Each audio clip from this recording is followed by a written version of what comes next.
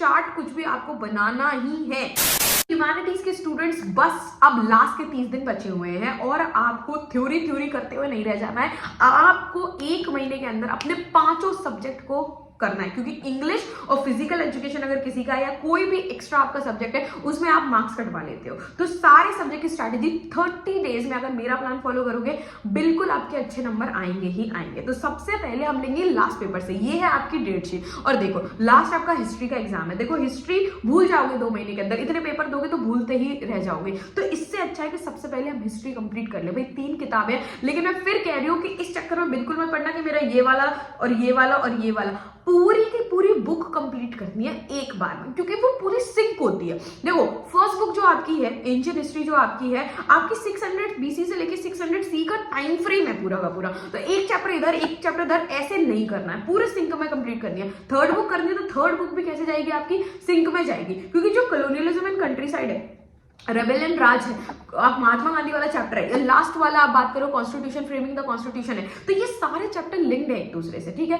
और हर सब्जेक्ट को आपको 6 दिन देने हैं, 30 दिन में हमें कंप्लीट करना है सारे सब्जेक्ट। पहले आप हिस्ट्री उठाएंगे, हिस्ट्री में बुक पढ़ने का टाइम खत्म हो चुका है। ये है मेरी वन शॉट की पूरी प्लेलिस्ट और ये आपको देखनी है, क्योंकि इसमें मैंने वन शॉट में सिर्फ आपको ऐसे समराइज नहीं किया हुआ है, मैंने आपको एनसीईआरटी से पढ़ाया हुआ है, एक लाइन वाइज पढ़ाया हुआ है। तो आप 2x की स्पीड करके देखो और साथ में माइक्रो पॉइंट्स बनाते चलो। देखो फ्लो चार्ट बहुत जरूरी है, माइक्रो पॉइंट्स बनाते हुए चलो। और 6 दिन के अंदर हमें कैसे कंप्लीट करना है कि सबसे पहले आपको अपनी किताबें कंप्लीट करनी है, ठीक है। 2 दिन आप पर्टिकुलर एक बुक को दो। जैसे मैंने 1 दिन के अंदर अगर मॉडर्न वाली बुक मतलब थर्ड बुक कंप्लीट की हुई है, तो उसके साथ में मैं 1 दिन में उसका वन शॉट देखकर उसके एमसीक्यूज लगाऊंगी और उसके माइक्रो नोट्स बनाऊंगी। और सेकंड दिन मैं सिर्फ राइटिंग स्किल पे ध्यान दूंगी। राइटिंग स्किल जहां मुझे क्वेश्चन पीवाईक्यू लगाने, अगर जहां मुझे क्वेश्चन नहीं आ रहा है मैं वहां उसको उठाऊंगी और वहीं से उस पैराग्राफ को मैं अपनी बुक से पढ़ूंगी। इस तरीके से कंप्लीट कर लोगे कि पीवाईक्यू लगा रहे हो, एक पर्टिकुलर क्वेश्चन उठाया, मुझे महात्मा गांधी नहीं पता कि महात्मा गांधी ने कौन कौन से सत्याग्रह किए, तो अब जब मैंने वो क्वेश्चन लगाया, क्योंकि वो प्रीवियस ईयर क्वेश्चन पेपर है, तो उसको मैंने फिर एनसीईआरटी से पढ़ा। रेफरेंस बुक की यूज करने की बिल्कुल जरूरत नहीं है।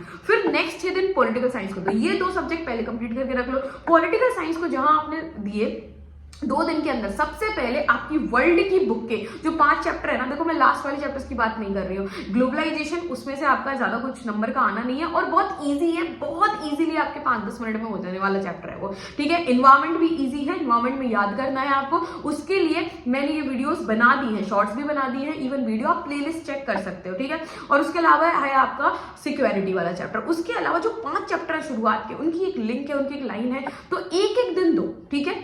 आपने वो 1 दिन दिया, 1 दिन में आपने क्या किए, 2 से 3 चैप्टर किए और उन्हीं के क्या किए, क्वेश्चन लगा के देखो क्वेश्चन लगाना सबसे ज्यादा इंपॉर्टेंट है। और क्वेश्चन लगाने में मैं आपको अभी आगे वीडियो को पूरा कंटिन्यू देखना, क्योंकि मैं इसमें स्ट्रैटेजी बनाने वाली हूँ कि किस तरीके से आपको आंसर राइटिंग करनी है, आपको फुल मार्क्स चाहिए, ठीक है। तो कैसे आंसर राइटिंग हम करेंगे, तो इस तरीके से आपको 6 दिन देने हैं। पहले आपकी वर्ल्ड की वाली बुक कंप्लीट करो।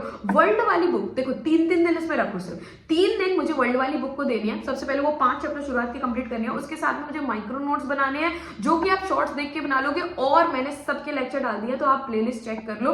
आपको उसमें भी बुक पे नहीं जाना है, आपको वन शॉट पे फोकस करना है। और दूसरी चीज जो आपको करनी है वो है पीवाईक्यू। जैसे ही पीवाईक्यू में कोई क्वेश्चन नहीं आया, जहां अटके वहां फिर आपको एनसीईआरटी खोल के देखनी है। ऐसे 3 दिन के स्लॉट दो और 3 दिन इंडियन को देनी है। इंडियन में प्लानिंग वाला चैप्टर में से कुछ नहीं आने वाला है, बहुत कम आने वाला है, तो थोड़ा उसको छोड़ो। 3 दिन में पहले दिन में आप क्या करो, पहले दिन में आपके आधे चैप्टर कंप्लीट करो, ठीक है। और वही उसके एमसीक्यू सारे लगा डालो, जितने प्रीवियस ईयर के एमसीक्यूज है सब लगा लो। सेकंड दिन आप आधे चैप्टर कंप्लीट करो और एमसीक्यूज लगा लो और माइक्रो नोट्स बनाना मत छोड़ना। और उसके अलावा जो थर्ड डे आएगा उस दिन आपको पिक्चर बेस भी करने हैं, पीवाईक्यू से ही। पीवाईक्यू बहुत ज्यादा इंपॉर्टेंट है, ठीक है। उसके बाद आप अपने मेन जो एक और आपका सब्जेक्ट है ऑप्शनल है, चाहे वो सोशियोलॉजी हो सकता है, इकोनॉमिक्स हो सकता है, या फिर आपका ज्योग्राफी हो सकता है, आप इन पे भी ध्यान देना बहुत ज्यादा जरूरी है। 6 दिन आपको अपने सब्जेक्ट को देने, 6 दिन आपके पास बहुत सफिशिएंट टाइम है। सोशियोलॉजी है, उसमें आपकी 2 किताबें हैं, 2 किताबों में थोड़े चैप्टर लेंदी है। देखो सोशियोलॉजी की अपनी एक स्ट्रैटेजी होती है, सोशियोलॉजी सोशियोलॉजी में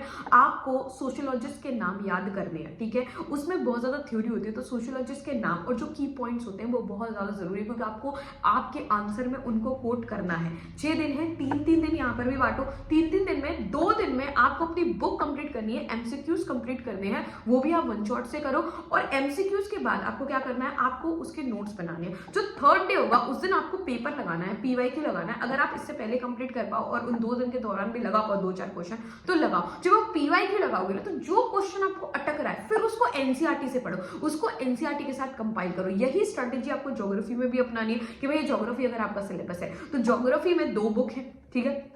6 दिन आपको देनी है इसमें। 6 दिन में आपको साथ साथ में, जैसे अगर आपने 2 दिन अपनी इंडियन बुक को दिए हुए हैं तो फिर उसके साथ में आपको मैप भी करते हुए चले जाना है। जो चैप्टर पढ़ा, जिस चीज का आपने वन शॉट देखा, उसका आपने नोट्स बनाए और साथ साथ में आपने मैप भी आपने पूरा परफॉर्म किया। आपने मैप देखा कि कौन कौन से, और सिर्फ प्रीवियस ईयर मैप लगाओ। जरूरी नहीं है कि आपको पूरी बुक को लगाना है, प्रीवियस ईयर में जो जो आया है वो सारे के सारे मैप आप लगा लो, ठीक है। वैसे आपको इकोनॉमिक्स के साथ में करना है। इकोनॉमिक्स में माइक्रो पॉइंट्स बनाना बहुत ईजी होता है, तो आप माइक्रो पॉइंट्स बहुत ईजिली बना सकते हो, लेकिन आपको यही है कि आपको पीवाईक्यू तो लगाना ही लगाना है। लास्ट में अगर मैं बात करूं आपकी बोनस टिप की कि आपको आंसर राइटिंग कैसे करनी है, क्योंकि आप कितना भी अच्छा पढ़ लो लेकिन अगर आपकी आंसर राइटिंग अच्छी नहीं होगी तो आपको बोर्ड में मार्क्स नहीं मिलने वाले हैं, ठीक है। तो बोर्ड में आपको मार्क्स चाहिए तो आंसर राइटिंग बहुत जरूरी है, ठीक है। तो आंसर राइटिंग, पहले मैं इन 3 सब्जेक्ट्स की बात कर रही हूँ, आंसर राइटिंग की बात कर रही हूँ, फिर मैं इंग्लिश और फिजिकल एजुकेशन पे आऊंगी। तो आंसर राइटिंग में आपको क्या करना है, आंसर राइटिंग के अंदर आपको सबसे पहले तो आपके पास माइंड में, मतलब देखो टॉपिक्स हैं बुक में, जब भी आप किसी एक टॉपिक को जब पढ़ रहे हो, उस चैप्टर के बारे में पढ़ रहे हो, तो उस टॉपिक से रिलेटेड आपको एक माइंड मैप आना चाहिए।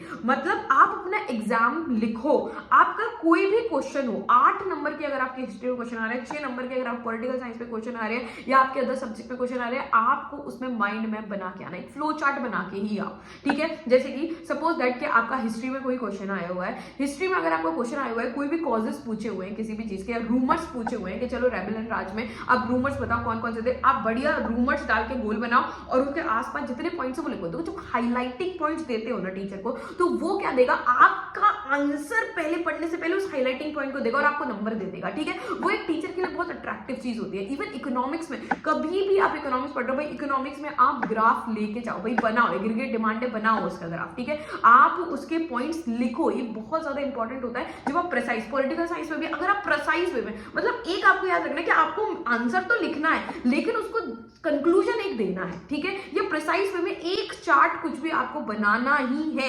जिसमें अगर देखो अगर आपके पास टाइम है, टाइम मैनेजमेंट आपसे हो रहा है, तो आप छोटे आंसर्स में बना सकते हैं, वरना कोई जरूरत नहीं है, आप लॉन्ग आंसर्स में तो बना के ही आओ, ठीक है। इसके बाद इंग्लिश पे आता है। 6 दिन आपको इंग्लिश को देने हैं। इंग्लिश को देने हैं कैसे कि एक दिन में बहुत 1 से 2 दिन, चलो मैं कह रही हूं आप 3 दिन ले लो, 3 दिन में आप अपनी पूरी समरी 2-3 बार कंप्लीट कर लो इंग्लिश में, 2-3 बार आप जो चैप्टर्स है उनको कंप्लीट कर लो सारे, और जो 3 दिन लास्ट के बचेंगे ना उसमें सिर्फ राइटिंग स्किल पे ध्यान देना है। आंसर्स भी लिखने हैं और आंसर लिखने के साथ में जितने भी फॉर्मेट है बहुत अच्छे से आपको राइटिंग स्किल पे ध्यान देना है, क्योंकि आपके नंबर बाकी 3 सब्जेक्ट में होता है, इंग्लिश में चले जाते हैं और इंग्लिश में नंबर नहीं गंवाने हैं, क्योंकि राइटिंग स्किल बहुत जरूरी है। तो देखो कहां पर लैग कर रहे हो कौन सी चीज में। इवन फिजिकल एजुकेशन, उसमें भी आपको 6 दिन ही देने हैं, और फिजिकल एजुकेशन में भी जब आप 6 दिन देंगे, पॉइंट्स बुलेट पॉइंट याद रखो। देखो बुलेट पॉइंट्स में बना के रख लो भाई सारी चीजों को, क्योंकि बुलेट पॉइंट होंगे तो एग्जाम पेपर पे भी आप उतार दोगे वो बुलेट पॉइंट्स। बिल्कुल टेंशन नहीं लेनी है, अच्छे से खाना, अच्छे से पीना, अच्छे से सोना भी है, बहुत अच्छा समय होगा इस समय आपके, हो सकता है प्री बोर्ड भी ओवरलैप करे, तो जब प्री बोर्ड ओवरलैप कर रहे हैं भैया उस दौरान में उस प्री बोर्ड को फिर उस हिसाब से पढ़ो, क्योंकि मैं वो स्किप करने का नहीं बोलूंगी क्योंकि वो बोर्ड की प्रिपरेशन होती है।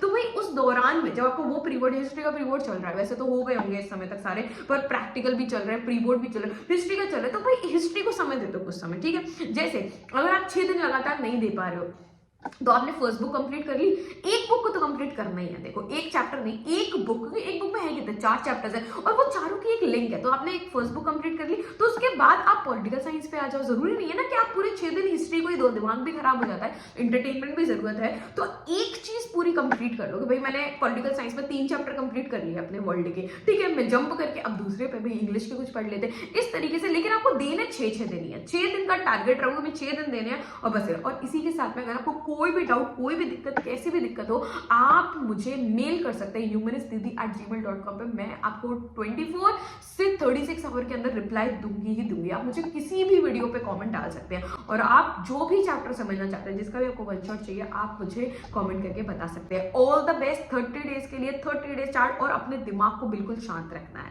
Thank you so much, bye bye.